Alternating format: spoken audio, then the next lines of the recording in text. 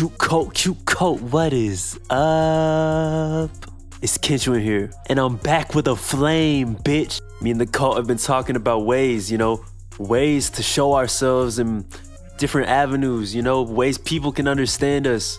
And I want people to understand us on the level that we understand ourselves. Some food for thought when consuming the music. While I am just doing this for myself, to not stray away from my main goal, I think anyone can take something away from this. I'm gonna call it Cute Minds. It's gonna pretty much just take us into our minds, what our artistry is holding, even just some of our opinions, themes we like to hold on to, just things in life in general, bruh. Like our own underground interview, hosted by us. I really don't see anyone else doing this for real. So I decided just to take the first step, take the initiative, and we're gonna fucking do it. And if you wanna know why you should care, then at least care for yourself. I think we can all take something away from slowing things down a bit, taking shit piece by piece, and really just asking yourself why. Why do you consume the things that you do? Because I think it's a really good question. And I feel like I've been doing y'all a disservice as to not really go into details on this shit. Because as I said, I've been wanting to see this from like a lot of artists for a long time. Just the exigence, where is it coming from? It's just always been on my mind. So I'm gonna deadass put this shit on a timeline, give y'all some themes I've been working with, give y'all just some insight on what I've been doing. And if I want y'all to get anything from this, it is inspiration. Please be inspired. It keeps us all moving, bruh. It's literally the flame. So without further ado, I'm gonna just hop into my journey. Think of this as like an essay freestyle, but I'll back up the themes that I talk about with excerpts from my music, or as you'll see, lack thereof. It's a little tricky, but you'll get it in a second. I think the best way to preface this is by just showing y'all what I was doing back when I first started. Where and why did I start, and what kept me going? First thing I'll talk about is, let me call it theatrics. I'd like to think of myself as a theater kid, but I wasn't really into theater, just more the theatrics. Motion. Just seeing things in motion was always cool. So my approach to media was always, what can I see in my head, and how does that make me feel in the moment? Those times where you're listening to the music and you can literally just make your own video in your head and it just pulls you back to it every fucking time, bruh. That was me. It was always abstract or, similar to poetry. It didn't have to make sense in a normal formulaic timeline. All I needed was a starter palette and I could build something that made sense to me. And here's one of my biggest points I have when it comes to the music. With the freedom of abstraction comes the freedom of thought. I didn't want things too linear because I wouldn't have as much fun with it if they're already spelling it out for me. You feel what I'm saying? That was the pull factor. Think of how hip-hop slowly turned from storytelling to more rapid-fire, just imagery. It's cool to see the shift, but even cooler if you understand what it's coming from. I used to do like album reviews back in high school, and what it taught me is that no one's gonna see it how you see it. I always loved the discourse around it though, because it just felt like a infinite loop, just like a game with no winner. So I stopped doing those reviews and it was just amusing really, because I now had a whole new outlook on things that I would take into when I would create music. So when I first started making music, one of my earliest fixations and themes was limerence. It stemmed from experience, but also all the questions I had surrounding it. I'd say the bottom line for the exigence of a lot of my shit is, as cliche as it might sound, a place of love. That's as best as I can put it. However, not all of this would streamline into the music, as you can see. I think one of the biggest vices, as funny as it may sound, for creating music is the sound of the music itself. I'm a sucker for catchy hooks and melodies. It's legit just how it is. So while I may start with something, I may not finish with it. But as the artist, I still see it as what it started with. That's something I'm working on. But now since we're on the theme of limerence, and it was the name of the project I was working on back then, I'm gonna break down one of the songs on that project called Stray Cats. It's got uke on it.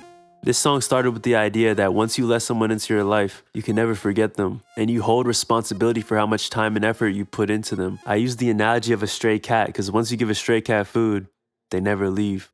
I don't want to share the time and energy. She is looking for a place to be free. Though I didn't want to, I did anyways, and she won't leave because of it. Not only that, but she won't even reciprocate emotion.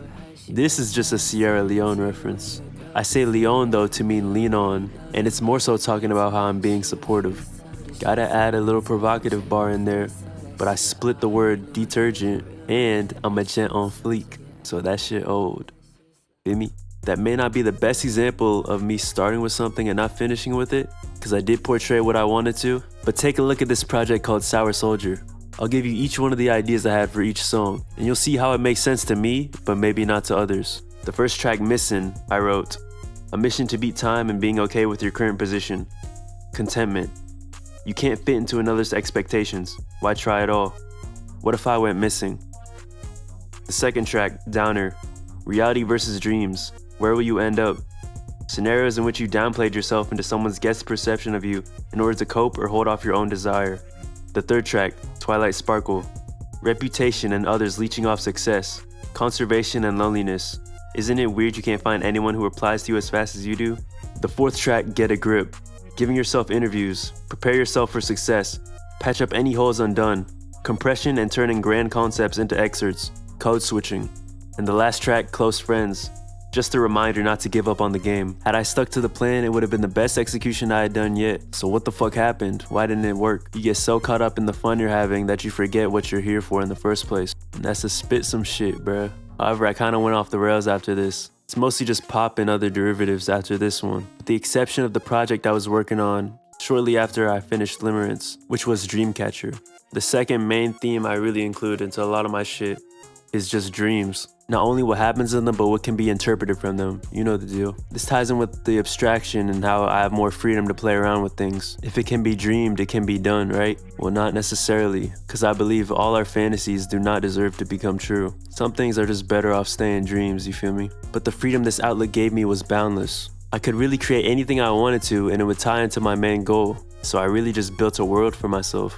I'd say my favorite thing to do is create things that just can fit on their own timeline, similar to like a TV show or a movie. It has its own universe, and I like that. Take for example, Bape Cubs. What's really good about making things that exist in their own universe is that it gives me confidence as a creator. If Limerence was the main reason I started, then friendship was the reason I stayed. All Your Friends Are Here is one of my main standout tracks, not for its sound or sonics, but for its authenticity. Throughout the whole track, I'm naming out various video games I would play with my friends throughout COVID. I go through my music friend group and my day one friend group. The first bar to highlight the convenience and just how easy it was to come across my friends. Not only that, but it's a double entendre, you feel me? Just take a little to think about it.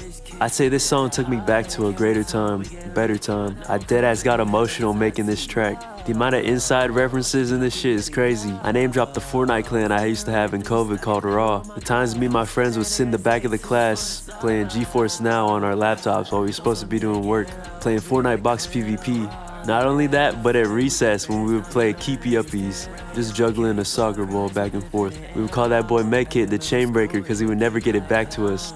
SSS references Spooky Scary Sundays from Corey Kenshin, and to make it brief, I'll list all the games I referenced. Lethal Company, Skate, Brawlhalla, Fortnite, Crab Champions, even Mude made its way into this bitch. All this to say, it's really just my friends that kept me going through a lot of these times. I use that shit as inspiration for real. It's deadass thanks to all y'all that I'm able to do this shit. But like literally, think of Babe Cubs and YSL Pandas. They're kind of just like presets of the friend group if you want to call it that. A new name to give to something.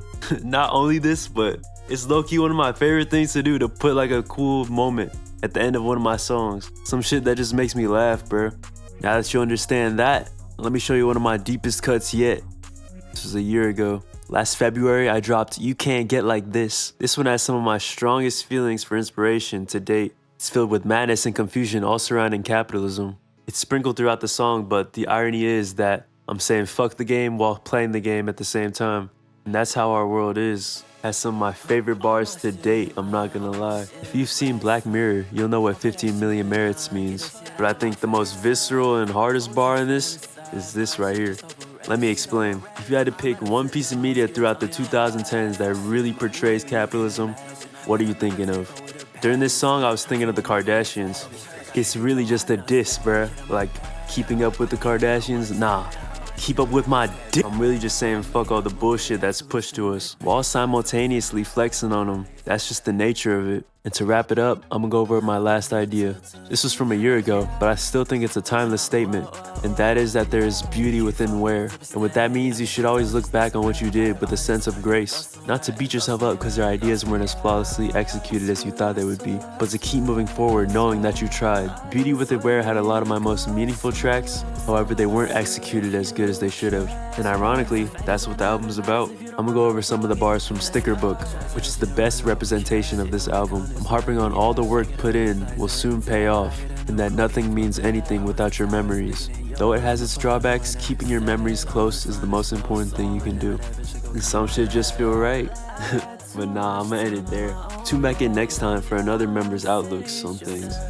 And don't forget, stay fresh and stay cute. I'll see you.